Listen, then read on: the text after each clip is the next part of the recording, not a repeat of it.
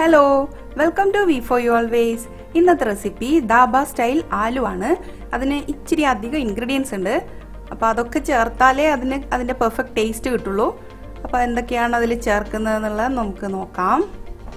ഉരുളക്കിഴങ്ങ്, സവാള, തക്കാളി, വെളുത്തുള്ളി, ഇഞ്ചി, പച്ചമുളക്, ക്യാപ്സിക്കം, കുരുമുളക്, ജീരകം, മല്ലി, ഗരം മസാല, മഞ്ഞൾപ്പൊടി, മുളക് പൊടി, ചാറ്റ് മസാല, പിങ്ക് സോൾട്ട്, ഉപ്പ്, മാംഗോ പൗഡർ, ജീരകം പൊടിച്ചത്, കായം പൊടി, മല്ലിയില, പുതിനയില, വെള്ളം, കടുകെണ്ണ. ഇനി ഇതെങ്ങനെ പ്രിപ്പയർ ചെയ്യേണ്ടതെന്ന് നോക്കാം. ആദ്യം തന്നെ സ്റ്റൗവിൽ ഒരു പാൻ വെച്ചിട്ടുണ്ട്. അതിലേക്ക് 1 ടേബിൾ സ്പൂൺ കടുകെണ്ണ ഒഴിച്ചു കൊടുത്തിട്ടുണ്ട്. കടുകെണ്ണ തന്നെ യൂസ് ചെയ്യുന്നതാണ് ഏറ്റവും നല്ലത്. കാരണം പഞ്ചാബി ഡിഷിനൊക്കെ കടുകെണ്ണയാണ് യൂസ് ചെയ്യുന്നത്. അപ്പോൾ അതിൻ്റെ കറക്റ്റ് ടേസ്റ്റ് കിട്ടുള്ളൂ. എണ്ണ നല്ലോണം ചൂടായിട്ടുണ്ട്. ഇനി ഇതിലേക്ക് ക്യൂബ്സായി കട്ട് ചെയ്ത് വെച്ച ഉരുളക്കിഴങ്ങ് ഇട്ട് കൊടുക്കാം. എന്നിട്ട് ഒന്ന് ഷാലോ ഫ്രൈ ചെയ്തെടുക്കണം. ഈ ഉരുളക്കിഴങ്ങ് കൂടുതൽ വേവിച്ചെടുക്കേണ്ട ആവശ്യമില്ല. നമുക്ക് ഗ്രേവിയിലൊക്കെ ഇട്ട് ആണ് നന്നായി വേവിച്ചെടുക്കുന്നത്. ഇപ്പം ചെറുതായി ഒന്ന് ഫ്രൈ ചെയ്തെടുത്താൽ മതി.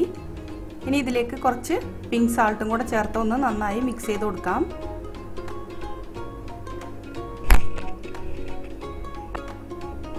ഇപ്പോൾ ഇതാ ഏകദേശം ഒന്ന് ഫ്രൈ ആയിട്ടുണ്ട്. അതിൻ്റെ മുകളിൽ ഒരു ക്രസ്റ്റ് പോലെ കണ്ടില്ലേ? ഈ ഒരു പാകമാകുമ്പോൾ നമുക്കിതിനെ വേറൊരു പാത്രത്തിലേക്ക് മാറ്റാം. സെയിം പാത്രത്തിൽ നമുക്ക് കുറച്ച് കടുകെണ്ണ ഒഴിച്ചു കൊടുക്കാം. എന്നിട്ട് അതിലേക്ക് കുരുമുളക്,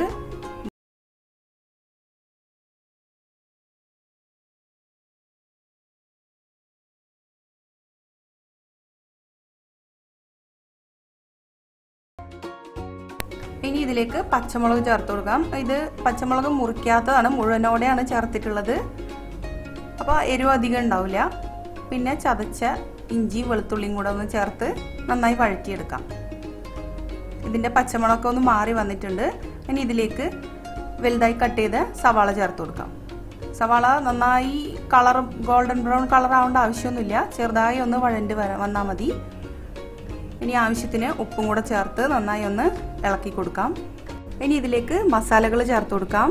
മഞ്ഞൾപ്പൊടി, മുളക് പൊടി, ആംചൂർ പൗഡർ. ആംചൂർ പൗഡർ എന്ന് പറയുന്നത് നമ്മുടെ മാംഗോ പൗഡറാണ്. അത് നമുക്ക് വീട്ടിലുണ്ടാക്കാൻ പറ്റുന്നതേ ഉള്ളൂ. മാങ്ങ ഉണ്ടെങ്കിൽ അത് കട്ട് ചെയ്യുക. ഒരു 2-3 ദിവസം നന്നായി വെയിലത്ത് നന്നായി ഉണക്കിയെടുക്കുക. അത് കഴിഞ്ഞൊന്ന് പൊടിച്ചെടുത്ത് ഒരു കുപ്പിയിലിട്ട് സൂക്ഷിച്ച് വെക്കാവുന്നതാണ്. അപ്പോൾ അതും ചേർത്തു. പിന്നെ ഗരം മസാല. ഇനി ഇതൊക്കെ ചേർത്തൊന്ന് നന്നായി വഴറ്റി കൊടുക്കാം. കുറച്ച് ജീരകം പൊടിച്ചതും കൂടെ ചേർത്ത് കൊടുക്കാം. ഇനി ഇതിലേക്ക് കുറച്ച് വെള്ളം ചേർത്തൊന്ന് മിക്സ് ചെയ്യാം. അതിനുശേഷം ഒരു നുള്ള് കായം പൊടി കൂടെ ചേർത്ത് കൊടുക്കാം.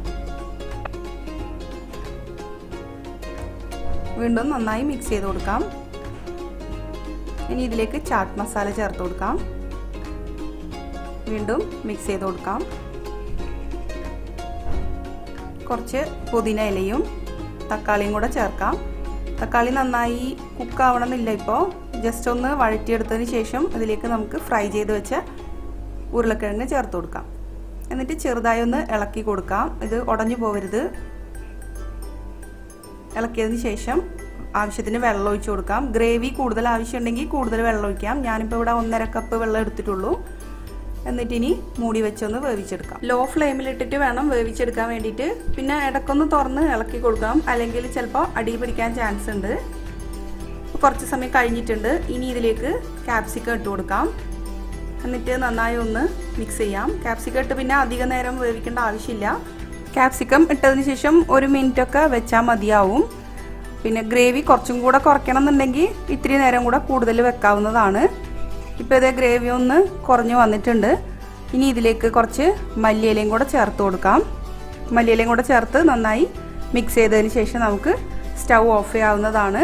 അങ്ങനെ ടേസ്റ്റി ദാബ സ്റ്റൈൽ ആലു ഇവിടെ റെഡി ആയിട്ടുണ്ട്. എല്ലാവരും ഇത് ട്രൈ ചെയ്ത് നോക്കി അഭിപ്രായം അറിയിക്കാൻ മറക്കരുത്. പിന്നെ പ്രത്യേകം ശ്രദ്ധിക്കുക, ഇത് കടുകെണ്ണയിൽ തന്നെ ചെയ്താലേ അതിന്റെ കറക്റ്റ് ടേസ്റ്റ് കിട്ടുള്ളൂ. If you are watching my channel first time, Please subscribe and enable bell icon. If you like this video, click like button and leave some comments. Your comments are valuable. If you don't like this video, click dislike button. See you next time. Bye.